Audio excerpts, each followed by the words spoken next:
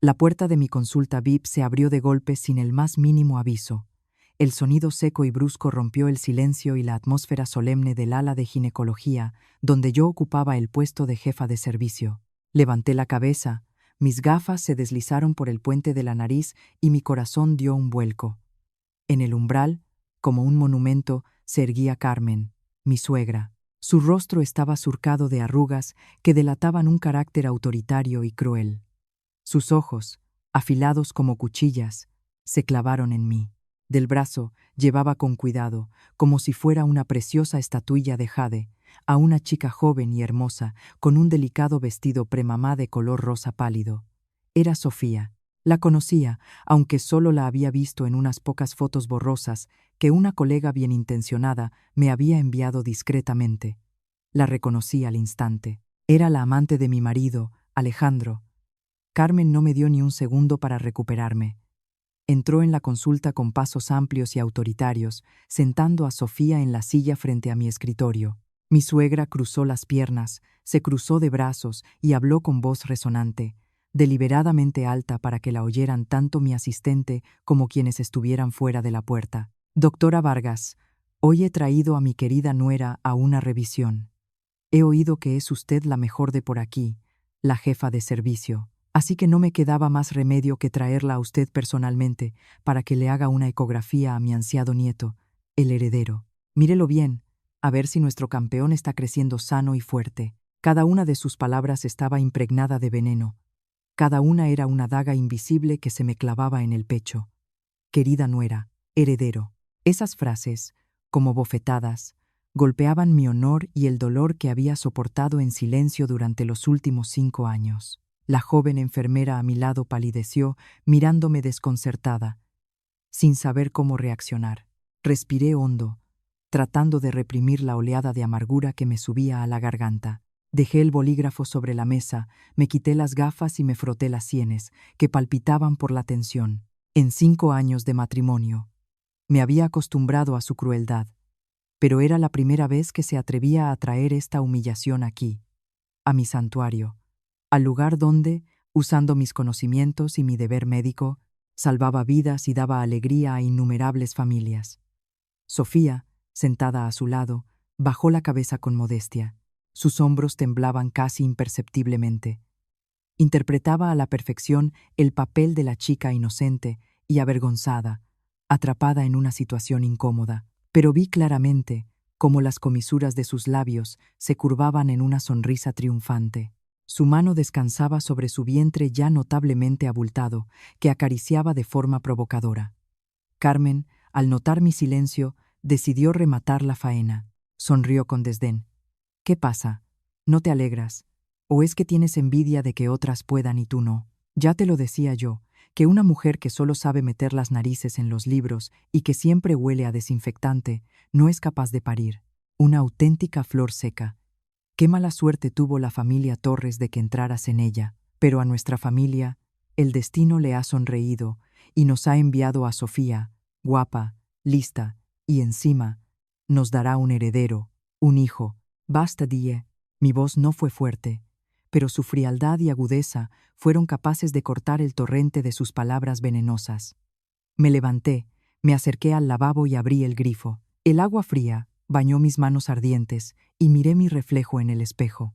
El rostro cansado de una mujer después de una larga guardia nocturna, ojeras oscuras, pero en mi mirada, una determinación nunca antes vista. Ya había aguantado bastante. Mi sacrificio, mi paciencia, todo había sido pisoteado sin la menor piedad. Si querían convertir este lugar en un escenario, bien, actuaría con ellos en el último acto, en una obra cuyo final, sin duda, no les iba a gustar. Me di la vuelta.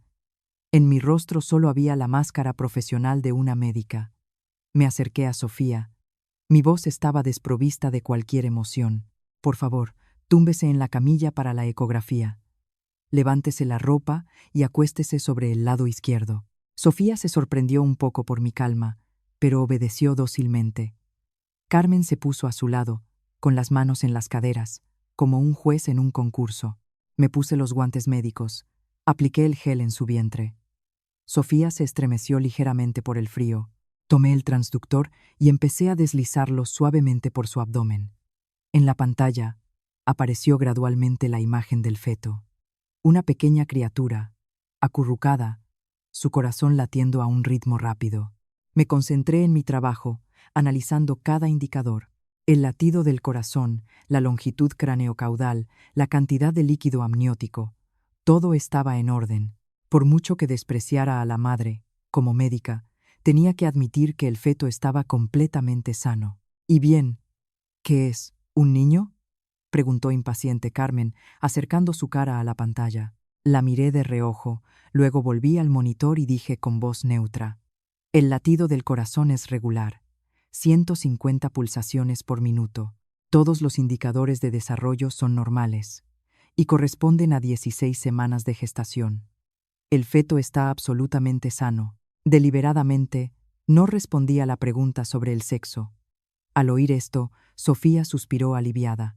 En sus labios floreció una sonrisa de satisfacción. Carmen, por su parte, se echó a reír a carcajadas. Su risa resonó por la consulta. Excelente. Simplemente excelente. Mi nieto. ¿Ves, Elena? Esto es la felicidad de la familia Torres. Míralo bien. Mira lo que nunca tendrás en tu vida. Se giró hacia mi enfermera y declaró con jactancia: ¿ves? Esta es mi nuera. Apenas se queda embarazada y ya es un niño. Cuando te cases, recuerda, lo más importante para una mujer es saber parir. Si no, por muy lista que seas, no eres más que un trasto inútil. La humillación había llegado a su punto álgido. En silencio y sin prisas, limpié el gel del vientre de Sofía y le indiqué con un gesto que se sentara. Todo estaba listo. Su espectáculo había llegado a su fin y ahora era mi turno. Me acerqué lentamente al contenedor de residuos sanitarios, me quité los guantes manchados y los tiré dentro con precisión. Me volví hacia las dos mujeres, que se regodeaban en su victoria. Miré directamente a los ojos de Carmen con una mirada profunda y gélida. Ella se estremeció ligeramente. La sonrisa en sus labios se desvaneció lentamente. La atmósfera en la consulta se volvió de repente pesada, asfixiante. Sonreí apenas, sin un ápice de calidez. Sí, el feto está realmente muy sano. Carmen, la felicito a usted y a esta señorita. Hice una pausa, permitiendo que el silencio se volviera aún más opresivo. Carmen y Sofía me miraban con recelo, como si presintieran la tormenta que se avecinaba. Y entonces, lentamente, marcando cada palabra, pronuncié la frase que sabía que era más afilada que cualquier bisturí. El feto está sano. Pero, Carmen, ¿qué nieto va a criar? Su hijo, mi marido Alejandro, es estéril. Tiene azoospermia desde hace 5 años. En cuanto terminé de hablar, el tiempo en la pequeña consulta pareció detenerse. La risa triunfante de Carmen se congeló en sus labios, transformándose en una mueca de asombro y horror. Sofía, que un instante antes se acariciaba el vientre con aire de suficiencia, se puso blanca como el papel. Sus ojos se abrieron de par en par y me miró fijamente como si yo fuera un monstruo salido del infierno.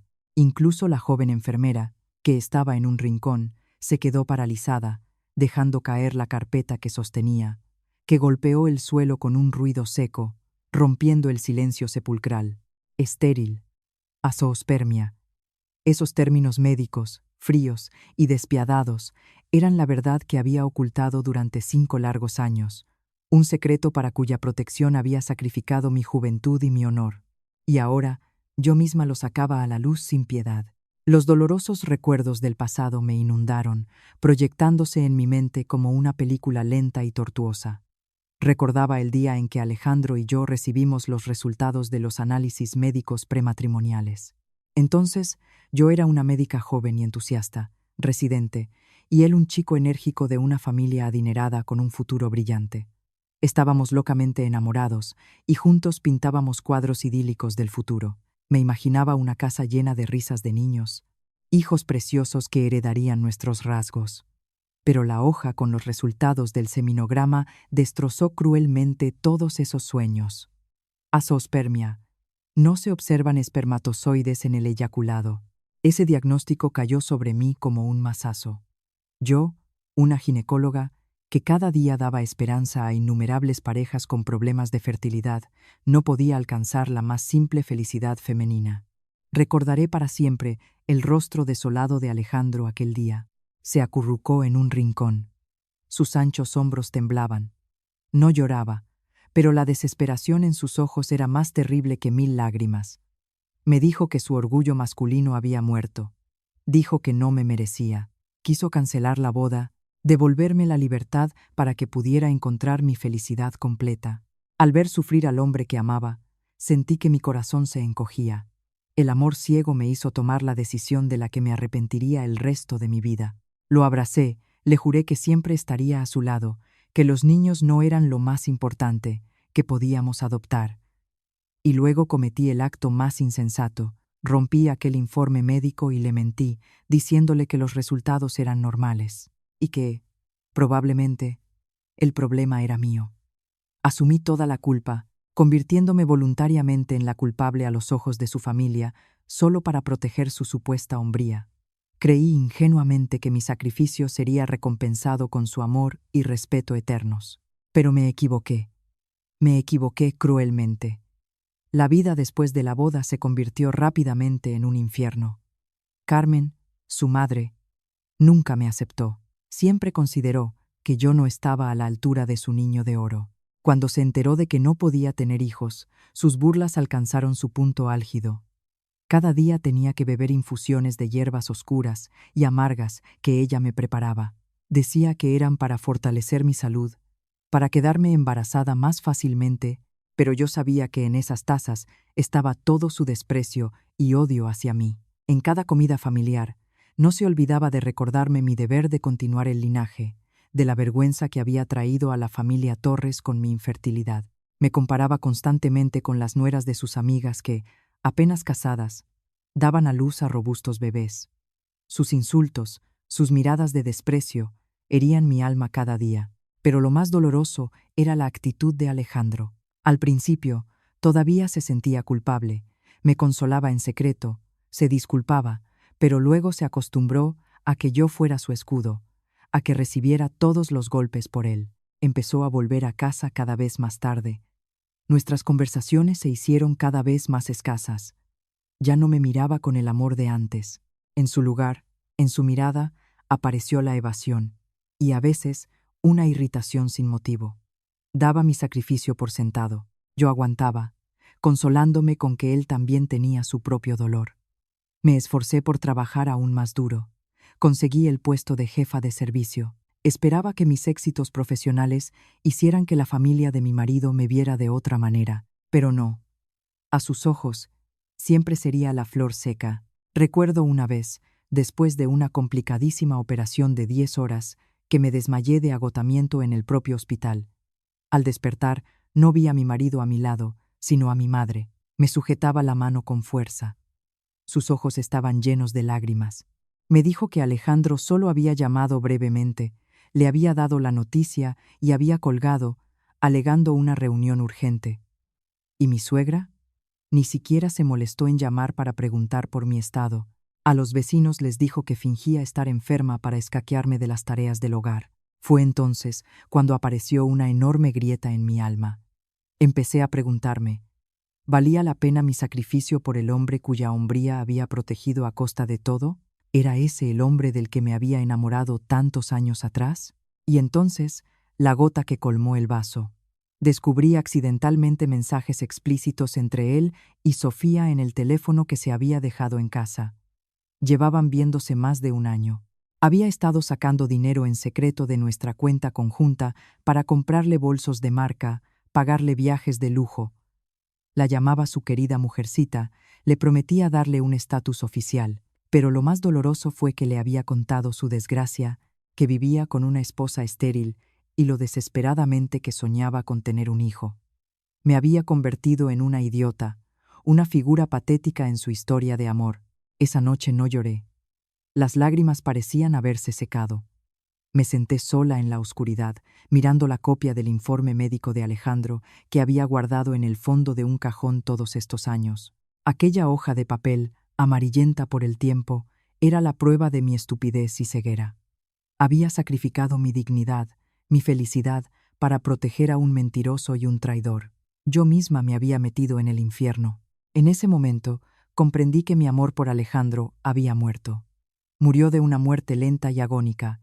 Decidí divorciarme, acabar con todo aquello, pero no me iría en silencio. Les haría pagar por todo lo que me habían hecho. Hice varias copias del informe, preparé la demanda de divorcio. Solo esperaba el momento oportuno para destapar las cartas y mostrar al mundo su verdadero rostro. Y hoy, ellos mismos me habían brindado esa oportunidad. Mi voz gélida resonó en las paredes blancas de la consulta, creando un silencio opresivo y pesado. La primera en salir de su estupor fue Carmen.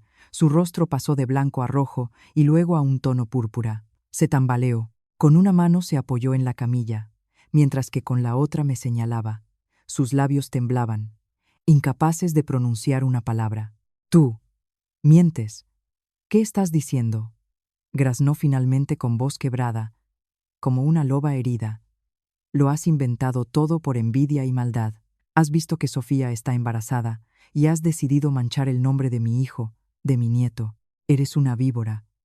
Como tú no puedes parir, ahora quieres traer la desgracia a nuestra casa», gritaba, lanzando acusaciones incoherentes. Intentaba aferrarse a la única explicación que se le ocurría, que yo estaba calumniando. Pero el pánico en sus ojos la delataba. Una madre, por muy déspota que sea, siente a su hijo. Quizás, en el fondo de su alma, ya intuía que algo no iba bien, pero temía admitirlo. Sofía, en ese momento, también se recuperó. Rompió a llorar al instante. Las lágrimas corrían a raudales. Con una mano se abrazaba el vientre, con la otra se aferraba al brazo de Carmen, pareciendo increíblemente desvalida. «Carmen, tengo tanto miedo. ¿Qué está diciendo? ¿Cómo se atreve a decir algo así? Alejandro, él es tan sano. Quiere hacerme daño a mí, a nuestro bebé». «Sí, Carmen, ¿qué voy a hacer ahora?». Estaba representando un espectáculo perfecto, presentándose como la víctima inocente de una calumnia. Varios pacientes curiosos tras la puerta comenzaron a susurrar. Algunos miraban con compasión a la pobre chica. Yo me limité a quedarme de pie, con los brazos cruzados, observando con una sonrisa burlona su torpe actuación.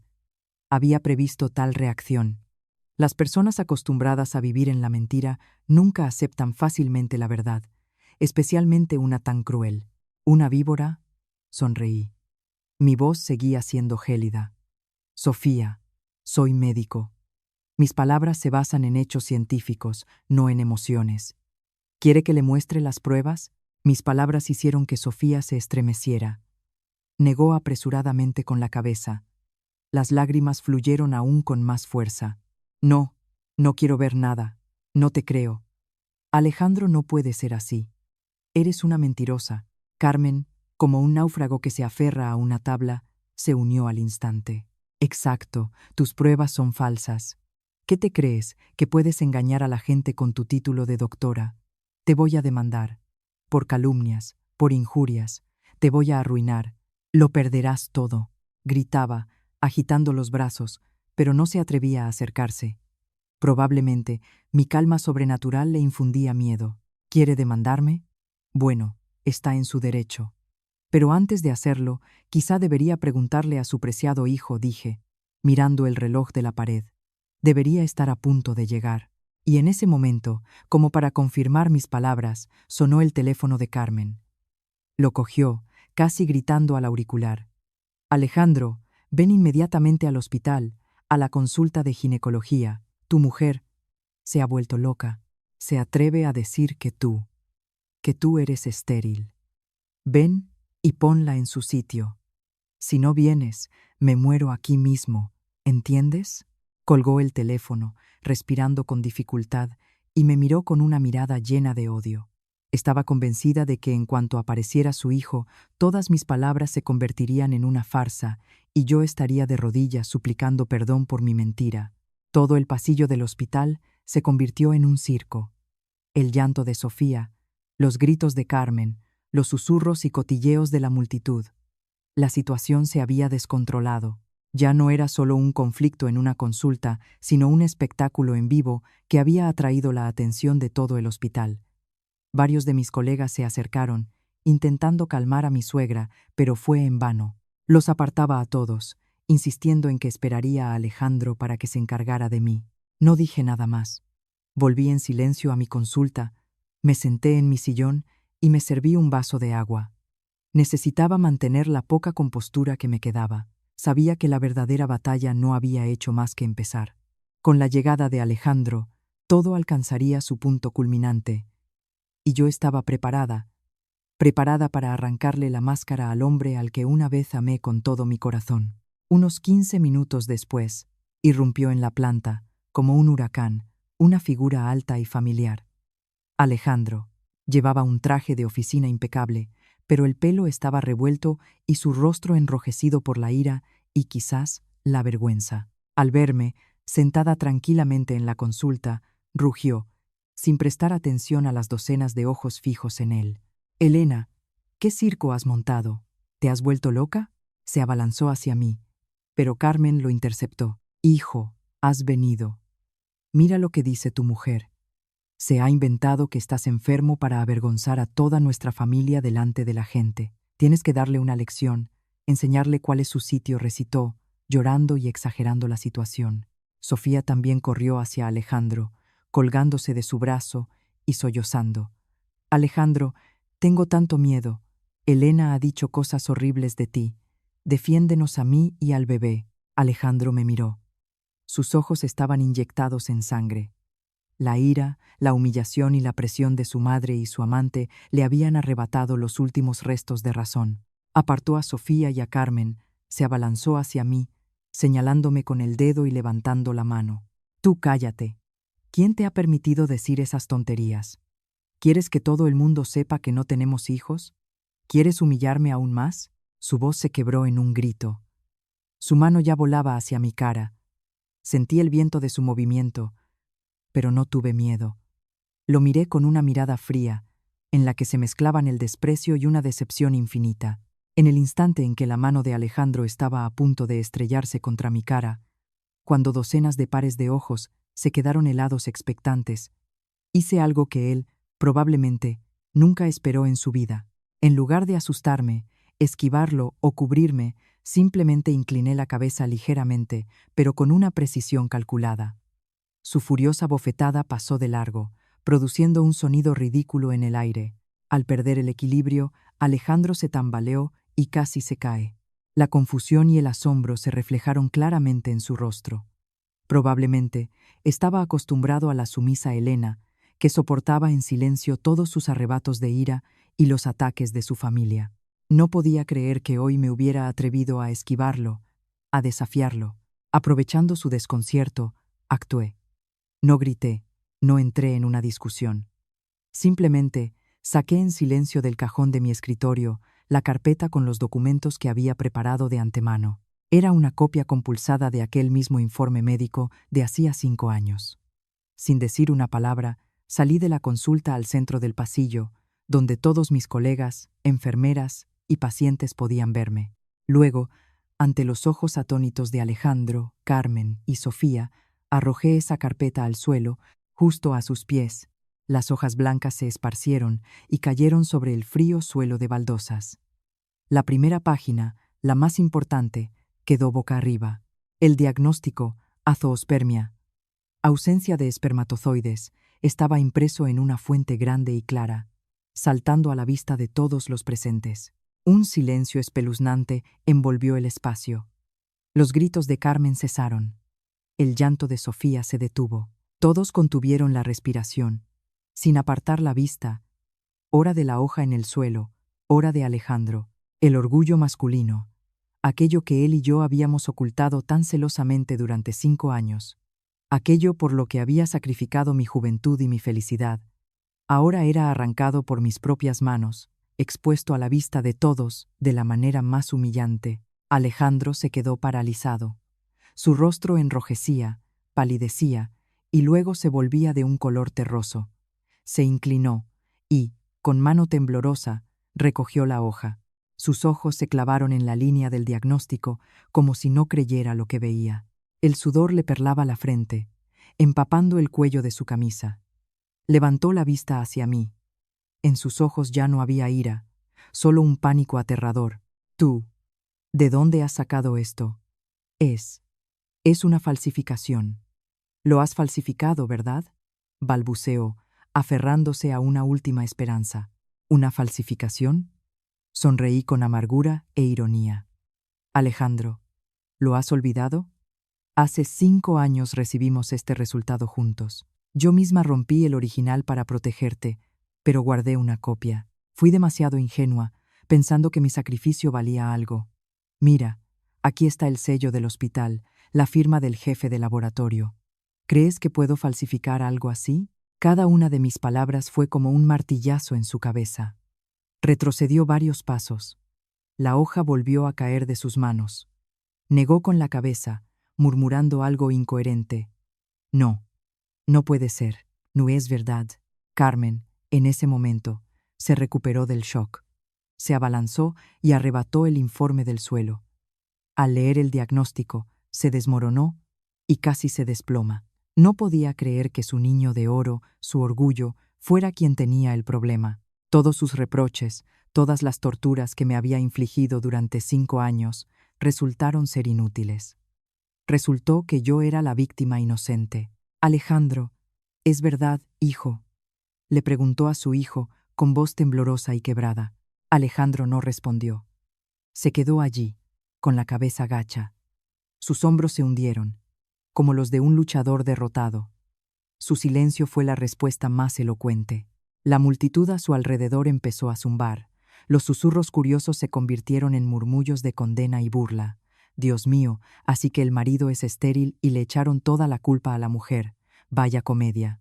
Una ginecóloga y su marido sin espermatozoides, y encima traen a la amante aquí a montar un escándalo.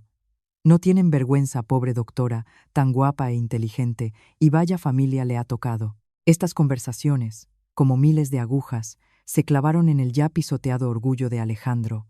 Levantó bruscamente la cabeza. Sus ojos inyectados en sangre miraron con odio a la multitud.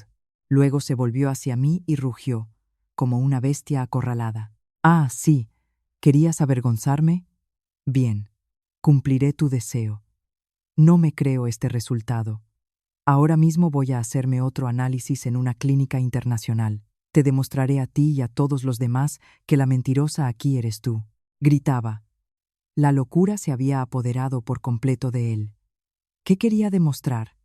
¿La verdad evidente o simplemente intentaba salvar los últimos restos de su amor propio? Lo miré, ya sin sentir ira, solo lástima. De acuerdo, iré contigo, dije con calma. Yo también quiero ver cuánto tiempo más vas a engañarte a ti mismo y a los demás. La locura de Alejandro convirtió el pasillo de ginecología en el escenario de una tragicomedia. Desesperado y con el amor propio destrozado, insistió en una repetición inmediata de la prueba en la clínica internacional cercana. Ansiaba un veredicto diferente, un resultado que pudiera dar la vuelta a la situación, demostrar mi calumnia y restaurar su imagen de hombre perfecto. Carmen, recuperada del shock inicial, se unió rápidamente a su hijo, aferrándose a él como un náufrago a una tabla. Esperaba que todo fuera solo un error. Mi malvada intención. Correcto, hay que volver a comprobarlo. Este hospital seguramente está compinchado con esa zorra para perjudicar a mi hijo. Iremos a un sitio más serio, donde nadie pueda ser sobornado, clamaba, intentando recuperar los últimos vestigios de dignidad. Sofía guardaba silencio. Su rostro seguía pálido, pero en sus ojos brilló una débil esperanza. Probablemente ella también rezaba para que el hombre en el que había apostado todo su futuro no resultara ser un fraude. Yo no me opuse, al contrario, acepté rápidamente. De acuerdo, iré con todos vosotros para ver cuál es la verdad, dije, y, volviéndome hacia la enfermera jefe, añadí. Por favor, cuide de los pacientes que quedan. Me tomaré unas horas libres para resolver asuntos familiares. Me quité la bata blanca y la colgué en el respaldo de una silla. En ese momento, ya no era la doctora Vargas. Era una esposa que se dirigía al final de un matrimonio lleno de mentiras y traición. Quería ver con mis propios ojos su completa caída. Nos dirigimos a la clínica internacional, situada no muy lejos, como una procesión en una pantomima. Yo caminaba delante, tranquila y segura.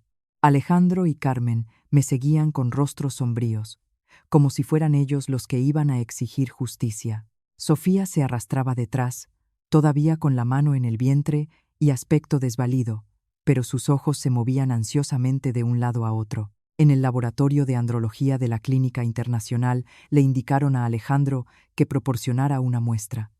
Este proceso, para él, fue en ese momento como una tortura. Salió de la sala con el rostro gris. La espalda de su camisa estaba empapada en sudor. Esperamos los resultados en los bancos del pasillo. Fueron las 2 horas más largas de sus vidas, pero las 2 horas más ligeras de los últimos 5 años de la mía. Carmen no paraba quieta. Caminaba de un lado a otro, murmurando oraciones. Sofía se mordía las uñas, lanzándome miradas inquisitivas de vez en cuando. Y Alejandro estaba sentado, inmóvil, con la mirada fija en un punto del suelo. De él emanaba una sensación de total desesperación. Sabía que, en el fondo, entendía cuál sería el resultado. Simplemente intentaba retrasar el momento en que la cruda verdad volvería a caer sobre él. Finalmente, salió un técnico de laboratorio con un sobre sellado en la mano. Llamó el nombre Alejandro Torres. Los 3 se sobresaltaron. Alejandro se levantó, sus piernas parecían de plomo, tomó el sobre con mano temblorosa, pero no tuvo fuerzas para abrirlo. Carmen no pudo soportarlo más. Le arrebató el sobre a su hijo y lo abrió bruscamente. Sacó la hoja con los resultados. Sus ojos envejecidos leían con tensión cada línea. Yo no necesitaba mirar. Ya sabía lo que estaba escrito allí, pero quería disfrutar de ese momento al máximo. Al terminar de leer, Carmen se quedó helada. La hoja se le cayó de las manos. Su rostro se volvió ceniciento, sin una gota de sangre. Se tambaleó y se desplomó en el banco, con la boca abierta, pero incapaz de emitir un sonido. Sofía recogió apresuradamente la hoja, la recorrió con la mirada, y también se desmoronó. No, no puede ser, susurró. Su mirada se quedó vacía. Alejandro se inclinó y recogió su sentencia de muerte. Esta vez no era una copia, ni un recuerdo de hacía 5 años. Era un resultado fresco y preciso del laboratorio más moderno, y era inalterable. Seminograma. Azoospermia. No se observan espermatozoides en el eyaculado. Concentración. 0. Un grito salvaje y enloquecido de Alejandro rompió el silencio del hospital.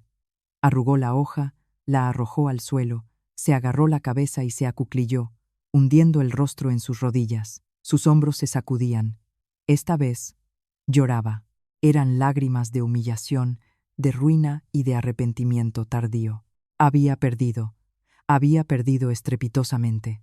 No solo había perdido contra mí, sino también contra sí mismo. Se dio cuenta de la verdad, que era más dolorosa que su infertilidad. Comprendió que por estupidez estaba criando al hijo de otro. Amaba y mantenía a una mujer, se enorgullecía de su sangre, y al final resultó ser el hazmerreír en su propio espectáculo. Por una embustera, por un orgullo fantasmal, había rechazado y traicionado a la esposa que lo había sacrificado todo por él. Ese dolor era, quizás, más fuerte que el propio diagnóstico.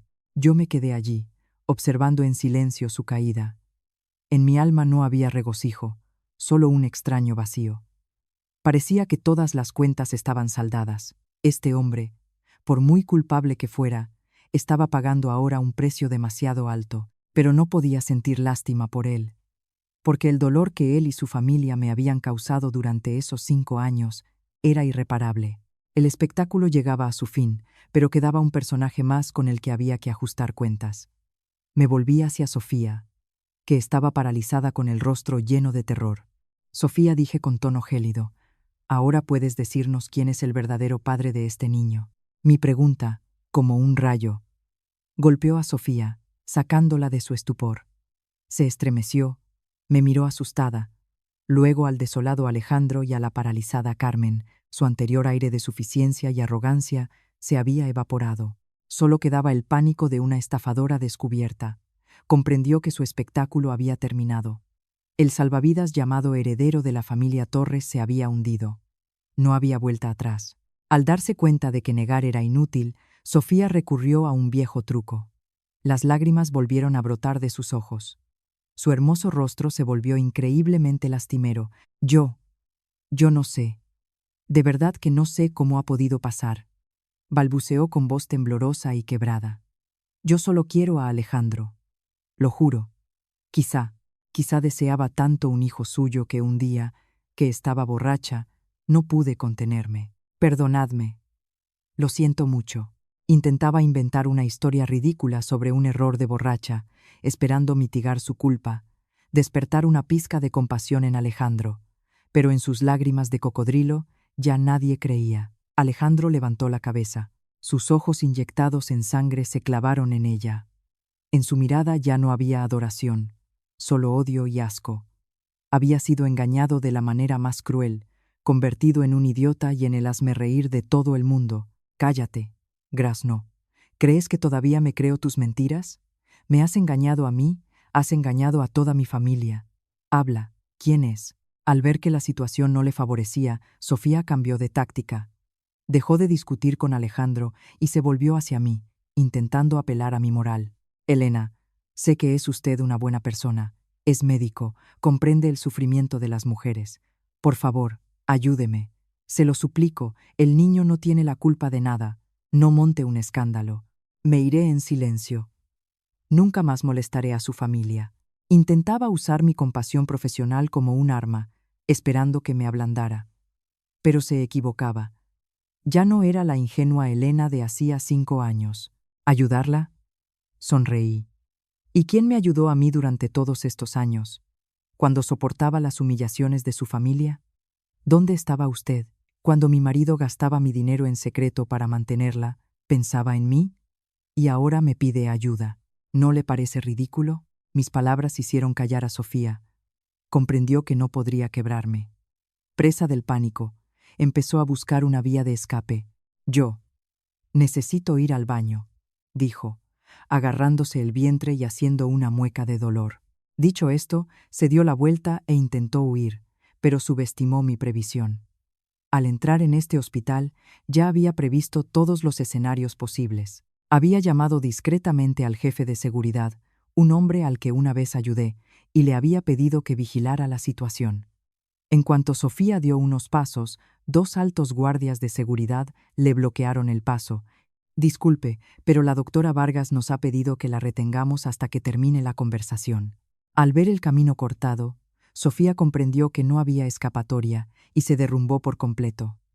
Cayó al suelo frío, se aferró a las piernas de Carmen y rompió a llorar a gritos. Esta vez no era una actuación, sino miedo real. Carmen, por favor, perdóneme. Perdóneme esta vez. Soy culpable, soy muy culpable. Hice todo esto porque quiero mucho a Alejandro. Tenía miedo de perderlo. Veía cómo soñaba con tener un hijo y por eso recurrí a un donante de esperma, para retenerlo, para darle un nieto. Todo lo que hice fue por esta familia. Esta mentira descarada y absurda fue la gota que colmó el vaso. Carmen, que estaba sentada en un estado de shock, al oír esto, pareció despertar. El impacto de la infertilidad de su hijo, mezclado con la humillación del engaño de una cualquiera, se transformó en una furia incontenible. ¿Qué? ¿Qué has dicho? ¿Un donante de esperma? ¿Te atreviste a traer un bastardo a nuestra casa para engañarnos? Ah, tú. Zorra, chilló. Sus ojos se inyectaron en sangre. Olvidó las formas, el dolor, y se abalanzó sobre Sofía como una leona enfurecida. La agarró del pelo, tirando con fuerza. La arañó y la golpeó en la cara. Te voy a matar. Mataré a una perdida como tú. Te atreviste a engañar a mi hijo, a engañarme a mí con mi nieto. Te voy a destruir. Una terrible escena de pelea se desató en pleno vestíbulo de la Clínica Internacional. Sofía, que no esperaba el ataque, solo podía cubrirse la cabeza con las manos y gritar de dolor. ¡Ah! ¡Ah! ¡Ayuda! Esta loca me está pegando. Los guardias de seguridad se apresuraron a separar a las 2 mujeres enloquecidas. Todo el vestíbulo se convirtió en un mercado. Los curiosos las rodearon, sacando sus teléfonos para grabar y hacer fotos. La familia Torres, que siempre se había enorgullecido de su estatus y nobleza, era ahora el hazmerreír de toda la ciudad. Yo me quedé a un lado, observando en silencio. No intervine. Dejé que ellos mismos resolvieran el caos que habían creado. Ese era el precio que debían pagar por su estupidez, su codicia y su crueldad. La ira de Carmen, sus golpes, no iban dirigidos solo a Sofía, sino también a su propia ceguera. La terrible escena de la pelea fue finalmente detenida por los guardias de seguridad. Se llevaron a Carmen a un lado, despeinada y con la ropa arrugada. Todavía seguía gritando maldiciones. Sofía estaba sentada en el suelo, con el rostro hinchado y el pelo enmarañado. Lloraba en silencio. Ambas parecían igualmente patéticas. Este vergonzoso y caótico espectáculo fue grabado por docenas de teléfonos. Sabía que en pocas horas esos videos se difundirían por las redes sociales. La reputación, lo que Carmen y su familia valoraban más que la vida, ahora había sido pisoteada por sus propias manos. Después del arrebato de ira, mi suegra pareció quedarse sin fuerzas. Se desplomó en una silla, respirando con dificultad, y miró al vacío. Lo había comprendido todo. El nieto que tanto había esperado y mimado, su esperanza de reconocimiento social, resultó ser el hijo de otro, el fruto de un engaño. Su hijo, su orgullo, era estéril, y la nuera, a la que había humillado y torturado durante 5 años, resultó ser la única que se había sacrificado para proteger a su podrida familia. La cruel verdad, que cayó sobre ella de golpe, destruyó todas sus ilusiones y su orgullo. Se había equivocado estrepitosamente. Y entonces ocurrió lo impensable. Carmen, esa mujer orgullosa y déspota, se levantó lentamente y, tambaleándose, se dirigió hacia mí. Ya no gritaba, no maldecía. Me miraba con una expresión compleja, en la que se mezclaban el arrepentimiento, la vergüenza y, quizás, la súplica. Se acercó a mí y, de repente, se arrodilló. Este acto dejó a todos atónitos, incluyéndome a mí. Me abrazó las piernas, hundió su rostro en mis pantalones y rompió a llorar. Esta vez no eran lágrimas falsas, sino lágrimas de verdadero arrepentimiento. Elena, hija, perdóname. Me equivoqué. Yo me porté tan mal contigo. Fui una suegra horrible. Por favor, perdóname. Su llanto se interrumpía con sollozos y disculpas entrecortadas. Es todo culpa mía. Estaba ciega. No valoré a una buena nuera como tú. Te lo ruego, Elena, no te divorcies de Alejandro. Es un tonto. Te ha hecho mucho daño, pero no podrá vivir sin ti. Si te vas, ¿qué será de nuestra familia? Todos se reirán de nosotros. Ten piedad de mí, ten piedad de Alejandro. Salva el honor de nuestra familia, hija. Me quedé inmóvil, mirando a la mujer arrodillada a mis pies. Sus lágrimas, sus disculpas, todo llegaba demasiado tarde. La reputación. Incluso en ese momento, lo que más le preocupaba era la reputación, la imagen de su familia. No pedía perdón por el dolor que me había causado. Pedía perdón porque temía ser descubierta, temía las burlas de la gente. Si hoy no hubiera destapado la verdad, si la infertilidad de Alejandro no se hubiera demostrado, ¿habría reconocido alguna vez su error? Por supuesto que no. Habría seguido torturándome, me habría echado de casa para traer a su preciada nuera con el heredero. Este arrepentimiento era solo una forma de egoísmo. No sentí nada, ni compasión, ni regocijo, solo un cansancio infinito. Me incliné, y con suavidad pero con firmeza, aparté sus manos de mis piernas. Levántese, Carmen. Hemos llegado demasiado lejos. Mi perdón no curará estas heridas. Diciendo esto con voz neutra, saqué en silencio de mi bolso otra carpeta. Era la demanda de divorcio que había preparado y firmado hacía tiempo. La puse sobre la mesa, justo delante de Alejandro, que seguía sentado en el suelo. Alejandro, fírmala. Terminemos esto aquí. Será lo mejor para los dos. Levantó hacia mí una mirada vacía. Luego miró la demanda. Sin decir nada, cogió un bolígrafo y con mano temblorosa estampó su firma. En ese instante, nuestro matrimonio de 5 años terminó oficialmente. Al ver esto, Carmen lanzó un grito de desesperación y perdió el conocimiento. El vestíbulo volvió a sumirse en el caos. La gente acudió a ayudarla, a llamar a los médicos. Sofía, aprovechando la confusión, desapareció discretamente. Solo quedamos Alejandro y yo. Él estaba sentado en medio de las ruinas de su vida, apretando en su mano el acuerdo de divorcio. Me di la vuelta y me marché, sin mirar atrás ni una sola vez. Sabía que era el final, pero para mí también era el comienzo. El comienzo de una nueva vida, sin lágrimas ni sacrificios sin sentido. Al salir del hospital, no fui a casa. Ese lugar era ahora para mí solo una cáscara vacía, llena de recuerdos dolorosos. Me dirigí directamente al bufete de abogados de mi hermano mayor, Pablo. Pablo era 5 años mayor que yo, un abogado de renombre en los círculos jurídicos de Madrid, agudo, sensato, y el único que siempre me había querido y defendido incondicionalmente. Al verme con los ojos enrojecidos y el rostro agotado, no me hizo preguntas innecesarias, solo me preparó en silencio una taza de té caliente. Sabía que se lo contaría todo cuando estuviera preparada. Me senté, di un sorbo, sintiendo cómo el calor se extendía por mi cuerpo.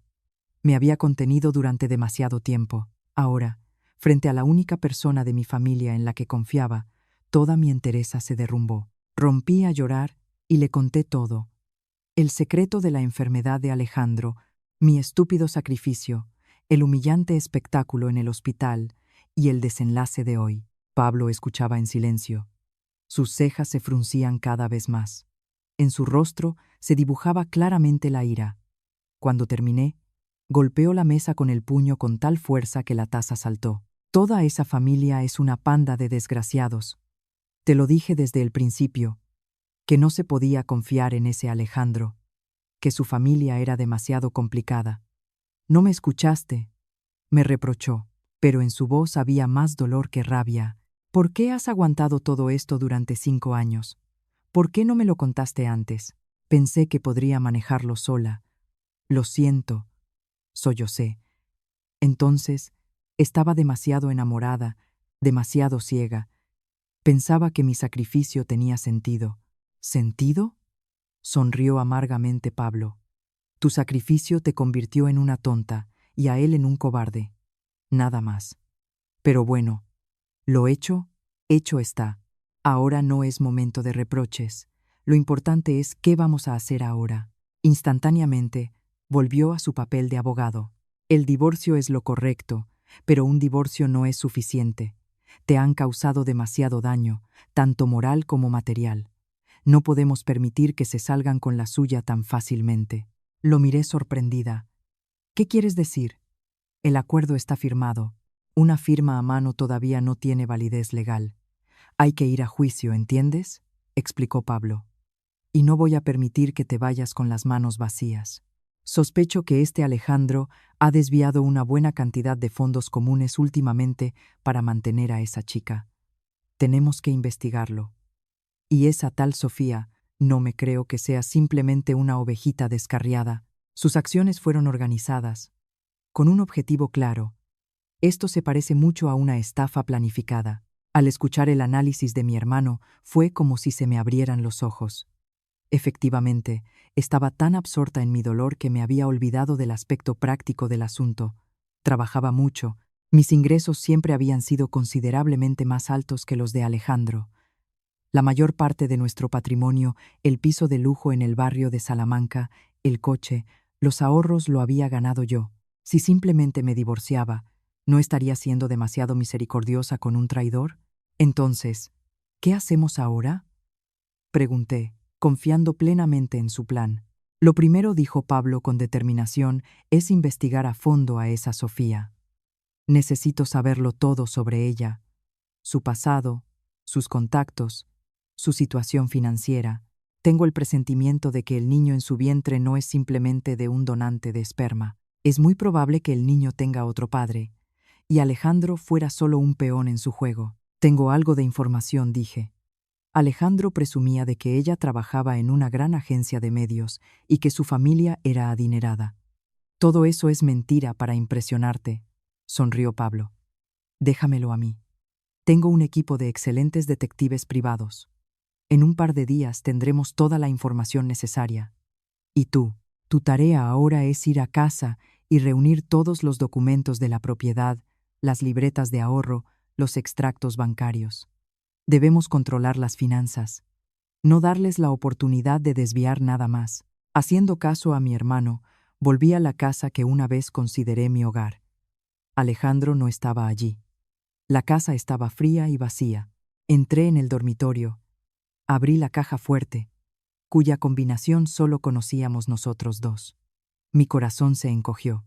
Las 2 libretas de ahorro con un total de casi 180.000 euros, mis ahorros de muchos años, habían desaparecido. Solo quedaban las escrituras del piso y algunas joyas. Así que Pablo tenía razón. Había sacado todo el dinero en secreto para su amante. La ira y el dolor me invadieron de nuevo. Qué tonta había sido al confiar en él. Cogí los documentos restantes, los metí en mi bolso y me fui, sin sentir el más mínimo arrepentimiento. Unos días después, Pablo me llamó. Su voz era muy seria. Elena, tengo los resultados de la investigación sobre Sofía. La verdad ha resultado ser peor de lo que podíamos imaginar. Mientras escuchaba su relato, me quedé helada. Sofía no trabajaba en ninguna agencia de medios. Era una chica sencilla de un pueblo de Extremadura, que había venido a Madrid sin un trabajo estable. La familia adinerada también era una invención. Sus padres, en el pueblo, eran agricultores humildes, vivían con muy poco. La propia Sofía tenía un pasado turbio, ya había sido fichada por pequeños fraudes. Y lo más terrible, no solo estaba saliendo con Alejandro. Los detectives la habían seguido y habían descubierto que vivía como si estuviera casada con otro hombre en una miserable habitación alquilada en un barrio obrero. Este hombre se llamaba Vadim, apodado el Cicatriz, un delincuente de poca monta que se dedicaba a la usura y al cobro de deudas. Y él mismo estaba ahogado en deudas. Entonces, el niño, balbuceé, temiendo terminar la frase. Exactamente, confirmó Pablo, con una probabilidad altísima. El niño es de este Cicatriz. Esa chica montó un espectáculo perfecto. Usó el embarazo para engatusar a Alejandro, sacarle el dinero y pagar las deudas de su amante. Alejandro resultó ser un completo idiota al que le tomaron el pelo. Todo encajó. No era solo una historia de infidelidad. Era una estafa cuidadosamente planeada y cruel. Y mi marido había sido la víctima más tonta de este espectáculo. Al conocer la terrible verdad sobre Sofía, ya no sentí dolor. En su lugar, vinieron el asco y el desprecio. Asco por una mujer libertina y taimada, y desprecio por el hombre que fue mi marido, tan estúpido como para dejarse engañar por una zorra, dispuesto a abandonar a su familia y su honor por un espectáculo falso. Mi hermano Pablo, sin embargo, veía la situación de forma más pragmática. Esta es nuestra oportunidad, Elena dijo. No podemos permitir que esa chica y su chulo se escapen con tu dinero, pero no podemos actuar abiertamente. Es demasiado peligroso. El único que puede desenredar este lío, por paradójico que parezca, es el propio Alejandro. Fruncí el ceño, sin entenderlo. ¿Quieres que le cuente la verdad? ¿Para qué? No me creerá. Volverá a pensar que me lo estoy inventando para enemistarlo con su amada. No, negó Pablo con la cabeza. No vamos a decir nada. Haremos que lo vea todo por sí mismo. Solo, cuando lo vea con sus propios ojos, lo creerá. Y solo cuando su orgullo masculino sea pisoteado hasta el final, tendrá la motivación para recuperar lo que le robaron. La ira de un marido engañado, al que le han puesto los cuernos, será nuestra mejor arma. El plan de mi hermano era verdaderamente astuto. Quería usar a Alejandro para castigar a Sofía y a su amante, y al mismo tiempo darle una lección inolvidable al propio Alejandro. Encargó a sus hombres que siguieran vigilando a Sofía y a Vadim el Cicatriz, averiguando su rutina diaria. Unos días después, habiendo recopilado suficiente información, Pablo me dio una hoja con una dirección. Es la dirección de su cuchitril alquilado. Encuentra una forma de enviarle esta dirección a Alejandro de forma anónima. Él hará el resto. Mientras tanto, Alejandro estaba viviendo los días más oscuros de su vida. Después del escándalo en el hospital, no podía aparecer por el trabajo. Se encerró en casa y se dio a la bebida. Carmen, al volver del hospital, también estaba completamente destrozada. Se pasaba los días llorando y maldiciendo su suerte. Toda su familia se sumió en una atmósfera de oscuridad y desesperación. Probablemente, en su borrachera, Alejandro todavía pensaba en Sofía. Podía odiarla, pero al mismo tiempo, Quizás intentaba encontrar una justificación para ella, engañándose a sí mismo con que todavía lo amaba, que el niño, después de todo, era suyo. Se encontraba en un estado extremadamente inestable y alterado. Contraté a un mensajero y le envié una nota con la dirección a su casa, sin remitente. Sabía que su suspicacia y su amor propio herido le obligarían a ir allí. Y tal como predijo Pablo, esa misma noche, al recibir la misteriosa nota, Alejandro, tambaleándose por el alcohol, cogió un taxi y se dirigió a la dirección indicada. Era un barrio obrero miserable, con edificios decrépitos, situado en un callejón oscuro y húmedo en las afueras de la ciudad. Un lugar que era la antítesis del lujoso ático que soñaba construir con Sofía. Buscó a tientas el número correcto. Todo el patio olía a basura y a alcantarilla. De todas partes llegaban insultos, peleas, llantos de niños. Aquí está, pensó, el paraíso de mi princesa Sofía. Al acercarse a la habitación destartalada con una endeble puerta de madera, oyó una risa familiar que venía de dentro. Era la voz de Sofía, pero no estaba sola. Con ella había un hombre con una voz grave y ruda. El corazón de Alejandro empezó a latir con fuerza. Se acercó de puntillas y miró por una rendija. La escena que vio lo dejó petrificado. Sofía estaba sentada en las rodillas de un hombre con el torso desnudo, cuyo cuerpo estaba cubierto de tatuajes. Era Vadim el cicatriz. Se abrazaban y besaban sin ningún reparo. Sobre una mesita cercana había botellas de cerveza a medio terminar y un fajo de billetes. «Mira esto», dijo Sofía riendo, mientras contaba el dinero. «Este idiota es tan crédulo». Lloré un par de veces y sacó todo el dinero de la cuenta y me lo dio. Casi 180.000 euros. Suficiente para que pagues todas tus deudas. Ya podemos largarnos de aquí. Bien hecho, rió roncamente el cicatriz, pellizcando la mejilla de Sofía. No en vano te he estado manteniendo. Cuando nazca este cachorro, lo dejaremos en cualquier sitio y encontraremos a otro tonto. Hay un montón de ricachones como ese, soñando con un heredero. Por supuesto, dijo Sofía lánguidamente. Aunque hasta me da un poco de pena. Si hubieras visto su cara cuando se enteró de que era estéril, tan patético. No solo es un tonto, sino que además no sirve para nada. Va, que le den. Mejor brindemos por nuestro éxito. Chocaron sus botellas, riendo a carcajadas y discutiendo su brillante futuro, construido sobre el engaño y el dinero ajeno. Afuera, Alejandro estaba paralizado, como si le hubiera caído un rayo. Cada una de sus palabras, como 1000 cuchillos, le atravesaba el corazón. Idiota, inútil, tonto al que le han puesto los cuernos. Todo lo que temía, todo lo más humillante, se había hecho realidad. Lo habían engañado de forma descarada y cruel. La mujer a la que tanto amaba, por la que estaba dispuesto a dejar a su esposa, resultó ser una serpiente venenosa. La borrachera se le pasó de golpe, reemplazada por una furia incontenible, unos celos capaces de quemarlo todo. Dejó de pensar. La sangre le subió a la cabeza. Retrocedió unos pasos, cogió carrerilla y reventó la endeble puerta de madera con todas sus fuerzas. La puerta de madera salió volando de sus goznes con un estruendo ensordecedor, alarmando a todo el miserable patio. Las astillas volaron en todas direcciones. Alejandro irrumpió en la habitación como un toro herido, con los ojos inyectados en sangre. Olía a alcohol y a furia.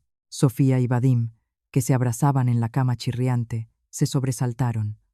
No podían ni imaginar que Alejandro los encontraría en este agujero. Vadim apartó bruscamente a Sofía y se puso los pantalones a toda prisa, que estaban en la cabecera. Sofía soltó un grito agudo y se envolvió en la manta, cubriendo su cuerpo casi desnudo. «Bastardos, desgraciados», rugió Alejandro, perdiendo los últimos restos de autocontrol. Se abalanzó sobre Vadim con los puños en alto. «¿Tú quién eres? ¿Te atreves a acostarte con mi mujer?» Los celos ciegos le hicieron olvidar que tenía delante a un matón corpulento y musculoso, varias veces más fuerte que él. El puñetazo de Alejandro, un oficinista acostumbrado a estar sentado en un escritorio, fue débil y torpe. Vadim, acostumbrado a las peleas, lo esquivó fácilmente, inclinando ligeramente el torso. Sonrió con desdén. «¿Con tu mujer?» «Pregúntale a ella de quién es mujer», dijo. señalando con la cabeza a Sofía, que temblaba en un rincón. Estas palabras fueron la gota que colmó el vaso. Alejandro se sumió en una locura aún mayor y volvió a atacar. Pero no era rival para Vadim. El matón agarró fácilmente a Alejandro por la muñeca y le retorció el brazo a la espalda. ¡Ah! Gritó Alejandro de dolor. Vadim le dio un fuerte rodillazo en el estómago. Alejandro se dobló por la mitad. Su rostro palideció, pero Vadim no se detuvo ahí. Le propinó un demoledor puñetazo en la cara. Se oyó un sonido sordo y seco. Alejandro se desplomó en el frío suelo de cemento. La sangre le brotó de la nariz y la boca. No, no le pegues, balbuceó Sofía, recuperando el sentido. Cállate, le gritó Vadim. Esto es una conversación de hombres. Las mujeres no se meten. ¿O es que te da pena? Se acercó a Alejandro, que yacía en el suelo, y le dio una fuerte patada en las costillas. ¿Tú quién te crees que eres para entrar aquí así? ¿Sabes quién soy yo? A niñitos de mamá como tú les voy a enseñar a no meter las narices donde no les llaman. Continuó golpeando sin piedad a Alejandro, que se había acurrucado en el suelo, ya incapaz de resistirse. Cada golpe era fuerte y preciso. Alejandro solo podía cubrirse la cabeza con las manos. De su garganta salían gemidos de dolor. Estaba completamente destrozado, humillado. Lo estaban apaleando delante de la mujer que amaba, y lo hacía su rival. Esa humillación era más dolorosa que 1000 golpes. Sofía, que observaba la horrible escena desde un rincón, se puso blanca como la cera. Ya no se atrevía a intervenir. Sabía que si decía una palabra más, la siguiente sería ella. El miedo lo desplazó todo. En su cabeza solo había un pensamiento: huir. Aprovechando que Vadim, en su arrebato, descargaba su ira sobre Alejandro, Sofía cogió rápidamente el fajo de dinero de la mesa, lo metió en su bolso, cogió algo de ropa y se escabulló por la puerta. No miró atrás, ni al hombre al que estaban apaleando hasta casi matarlo por su culpa, ni al niño en su vientre. Para ella, el dinero y su propia seguridad estaban por encima de todo. Cuando Vadim se cansó, se detuvo. Escupió sobre Alejandro y le espetó con desprecio. Considera que hoy has tenido suerte. Lárgate antes de que me arrepienta. Si vuelves a aparecer por aquí, te dejaré lisiado. Se dio la vuelta buscando a Sofía, pero la habitación estaba vacía. El fajo de dinero de la mesa también había desaparecido. Zorra, me has dejado tirado. Rugió enfurecido y salió corriendo tras ella, dejando a Alejandro tirado en el fango de la traición y el dolor. Alejandro yacía en el suelo. Le dolía todo el cuerpo. Oyó cómo le crujía una costilla tras un golpe de Vadim. Estaba destrozado. La sangre de la boca y la nariz no paraba, mezclándose con la suciedad del suelo. Lo había perdido todo: esposa, hijo, dinero, honor, y ahora también la salud. Intentó levantarse, pero un dolor agudo en el pecho le hizo caer de nuevo. Lloró. Lágrimas calientes corrían por su rostro magullado, mezclándose con la sangre y la suciedad. Lloraba por su estupidez, por su trágico destino. Una vez lo tuvo todo: una esposa guapa, inteligente y cariñosa, un trabajo estable, una familia acomodada, pero él mismo lo había destruido todo por un orgullo fantasmal y deseos bajos. Había rechazado a la persona más valiosa para perseguir una ilusión, una serpiente venenosa con rostro de ángel, y ahora estaba pagando un precio demasiado alto, el precio de la traición. Mi hermano y yo no supimos nada de esta sangrienta paliza. Solo sabíamos que nuestro plan de castigar con manos ajenas había tenido éxito a medias. Sofía y su amante habían sido descubiertos, y Alejandro lo había visto todo con sus propios ojos. Pero no imaginábamos que todo terminaría de una manera tan cruel y trágica. A la mañana siguiente, recibí una llamada de un número desconocido. Al otro lado de la línea, una voz masculina débil. «Elena, soy yo. Ayúdame». Era Alejandro. Usó sus últimas fuerzas para llamarme a mí, la única persona en la que pudo pensar en ese momento. No fui a rescatar a Alejandro. Después de esa débil llamada, colgué fríamente y le envié un único mensaje. El número de emergencias es el 112. Apáñatelas tú solo. Alguien podría decir que fui cruel, pero no podía olvidar lo que él y su familia me habían hecho. Habían pisoteado mi bondad demasiadas veces y ya no me permitía mostrar debilidad. Debía asumir la responsabilidad de sus propias decisiones. Unos días después, me enteré de que los vecinos de aquel edificio encontraron a Alejandro y llamaron a una ambulancia. Estaba en estado grave, 2 costillas rotas, el vaso perforado y una conmoción cerebral. Pasó más de un mes en el hospital. A su lado no estaba ni Sofía ni ningún otro pariente, excepto su desolada y anciana madre. Para pagar las enormes facturas del hospital, Carmen iba de conocido en conocido, pidiendo dinero prestado. Su familia quedó al borde de la ruina. Tras el alta de Alejandro, llegó el día de nuestra vista judicial por el divorcio. Entré en la sala con un estado de ánimo completamente diferente, sin miedo ni dolor. Había venido no solo para poner fin a un matrimonio, sino para exigir justicia. Alejandro también estaba allí. Tenía un aspecto patético y demacrado. Su figura, antes erguida, estaba encorvada, la espalda ligeramente doblada, secuelas de la paliza. Se sentó en el banquillo de los acusados junto a un abogado de oficio. No tenía dinero para uno privado. Carmen estaba sentada detrás, envejecida 10 años, con los ojos hundidos y vacíos. La vista fue rápida, ya que todo era evidente. Mi hermano, el abogado Pablo Vargas, intervino de forma clara y segura. Presentó todas las pruebas de la infertilidad de Alejandro previa al matrimonio, de mi sacrificio y sufrimiento durante 5 años. Y lo más importante, presentó pruebas irrefutables de que Alejandro había retirado en secreto casi 180.000 euros de la cuenta conjunta para su amante. Señoría, la voz de Pablo resonó en la sala. Las acciones del señor Torres no solo constituyen una grave violación de la fidelidad conyugal, sino que también presentan indicios de ocultación de bienes gananciales. La suma de casi 180.000 euros es el sudor y las lágrimas, el resultado del trabajo de mi defendida, la doctora Vargas. El señor Torres gastó este dinero en mantener a una estafadora, causando a mi defendida un enorme perjuicio material y moral. Solicitamos a este tribunal que dicte una sentencia justa y obligue al señor Torres a devolver la totalidad de la suma apropiada ilegalmente. Alejandro estaba sentado con la cabeza gacha, sin poder objetar. Su abogado solo intentó débilmente apelar al hecho de que su cliente también había sido víctima de un engaño. Pero eso no anulaba su culpa. Finalmente, el tribunal se retiró a deliberar. Al volver, el juez leyó la sentencia con voz severa. Examinados todos los materiales del caso, este tribunal resuelve estimar la demanda de Dera, Elena Vargas. Se declara disuelto por divorcio el matrimonio entre Dera, Vargas y D. Torres. En cuanto al patrimonio, teniendo en cuenta la ocultación de bienes gananciales por parte del señor Torres, el tribunal acuerda adjudicar en plena propiedad a Dera, Vargas la vivienda y el vehículo. En cuanto a los fondos, se obliga a D. Alejandro Torres a indemnizar a Dera, Vargas con la suma de 150.000 euros, como cantidad proporcional a su contribución al sostenimiento de las cargas del matrimonio. El martillazo del juez puso punto final a toda esta historia. Había ganado. La justicia había prevalecido. No solo había obtenido la libertad, sino que también había protegido lo que había ganado con mi trabajo.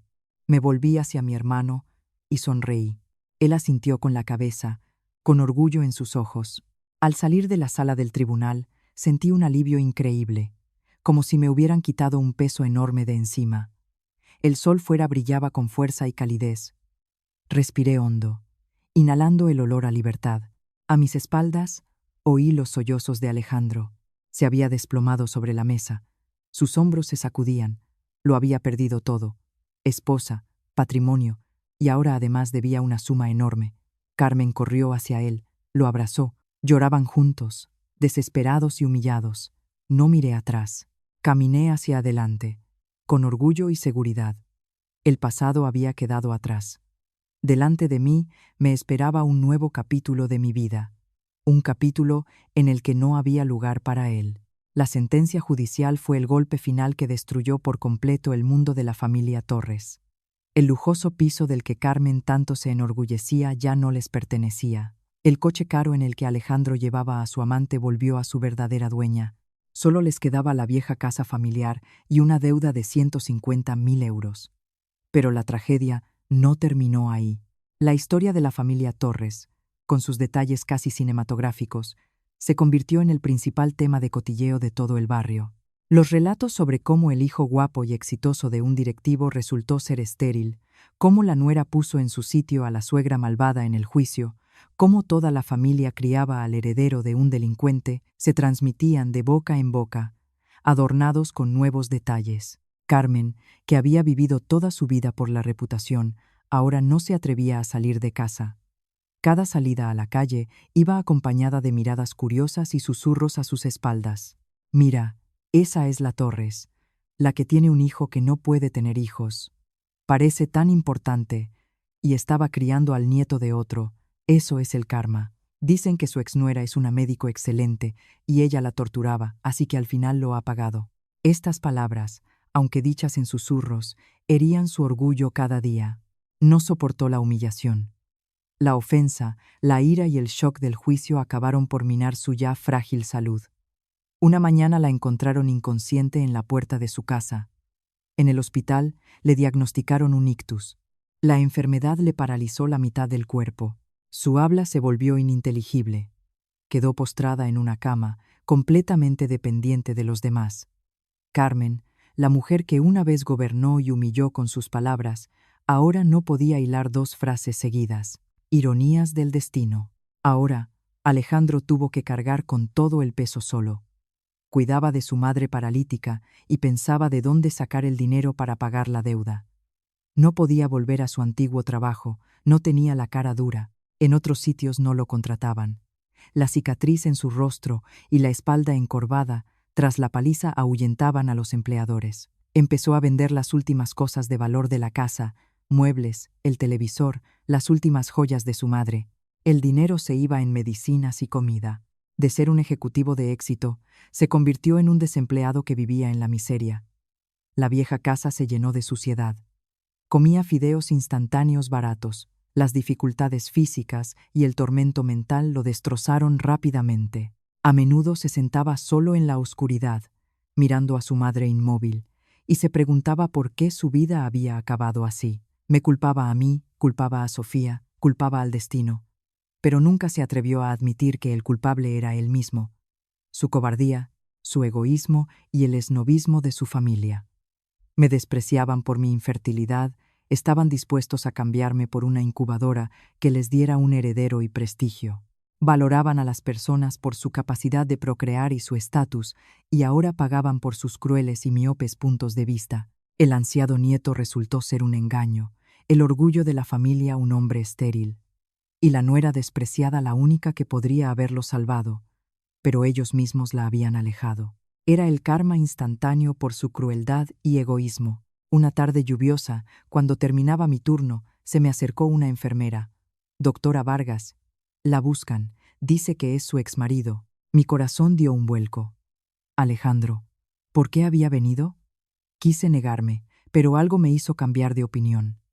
Salí a la calle. Bajo la lluvia torrencial, en la entrada del hospital, estaba Alejandro. Llevaba ropa vieja y sucia. Su rostro estaba demacrado, cubierto de barba. La cicatriz en su cara era aún más notable. No se parecía en nada al pulcro ejecutivo que había sido. Al verme, corrió hacia mí, sin importarle la lluvia. No se atrevía a mirarme a los ojos. Elena empezó, tartamudeando. «Mamá, está muy mal. Los médicos dicen que necesita una nueva medicina muy cara. Solo eso puede ayudarla.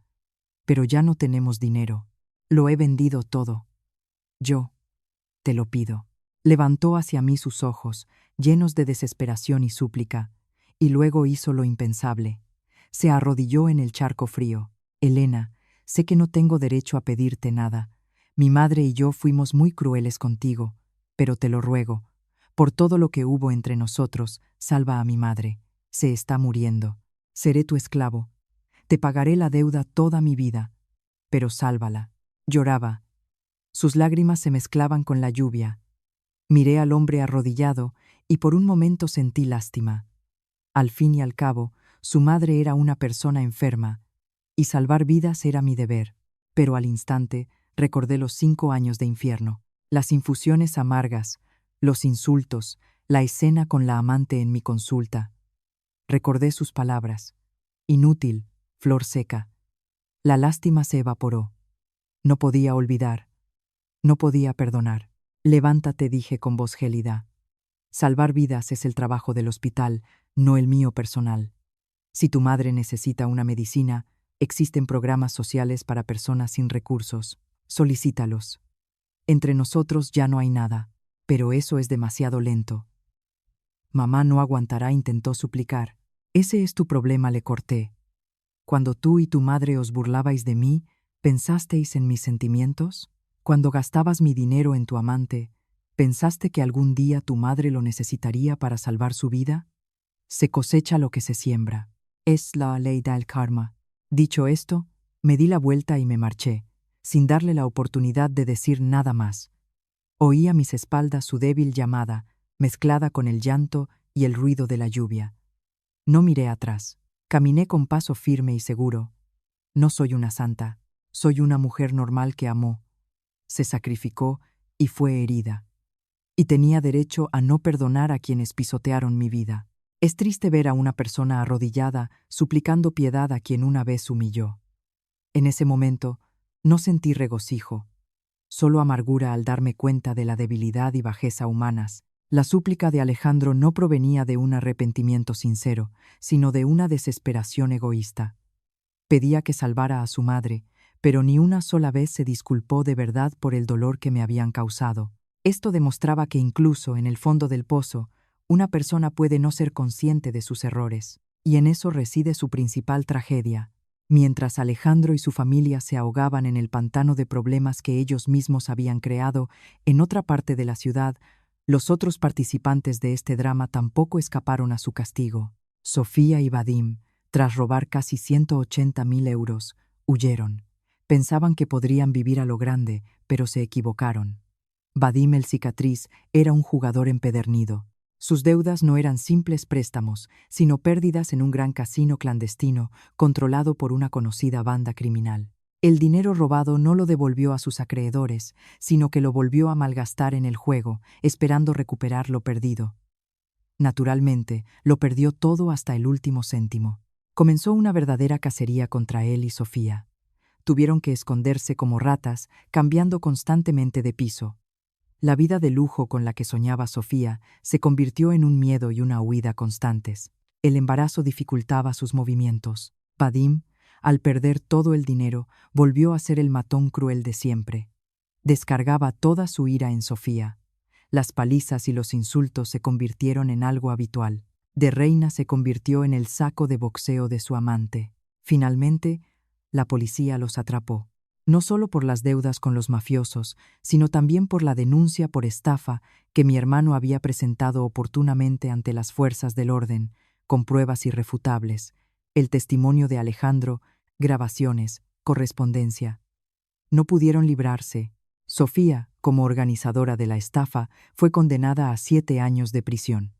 A pesar de su embarazo, Vadim fue condenado a 10 años, más penas adicionales por usura y lesiones. En el juicio, Sofía parecía demacrada y rota. Su enorme vientre no podía ocultar su desesperación. Pagó un precio demasiado alto por su codicia. El niño que había utilizado como herramienta de engaño nacería en la cárcel.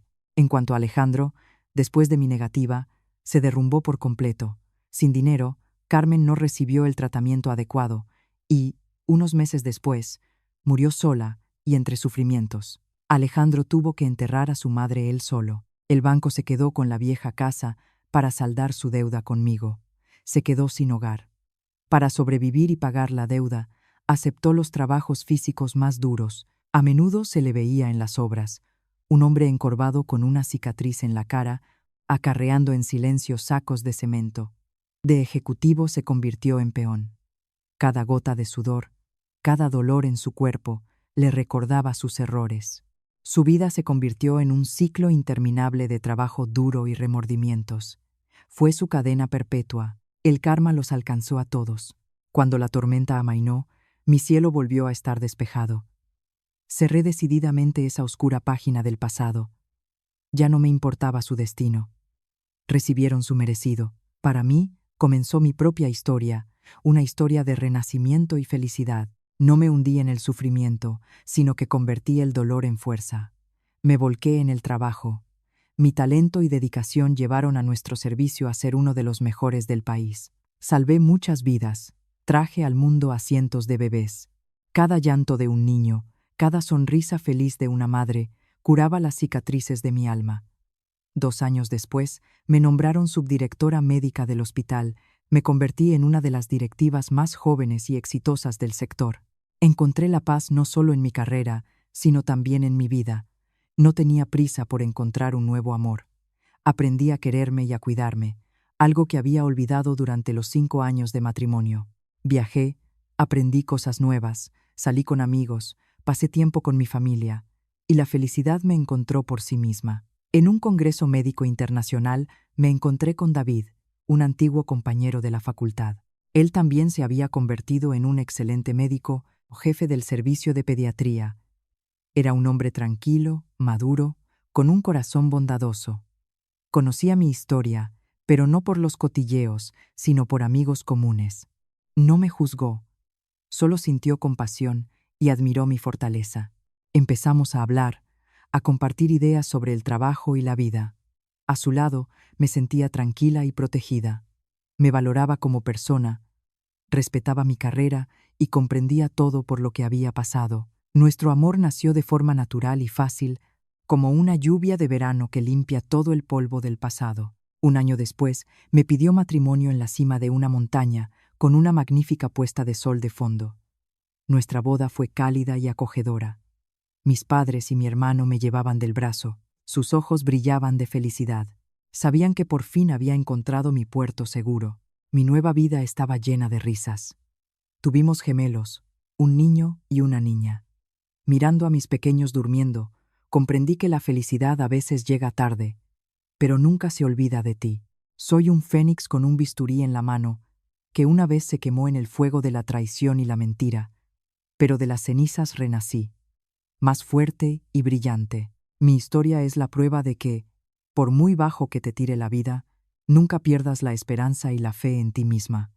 Levántate, lucha y sigue adelante, porque después de la lluvia siempre sale el sol, y después de la tormenta, el amanecer es aún más hermoso que antes. Saber dejar ir no es debilidad, sino la sabiduría que te libera. Y la ley del karma, tarde o temprano, siempre es justa para todos.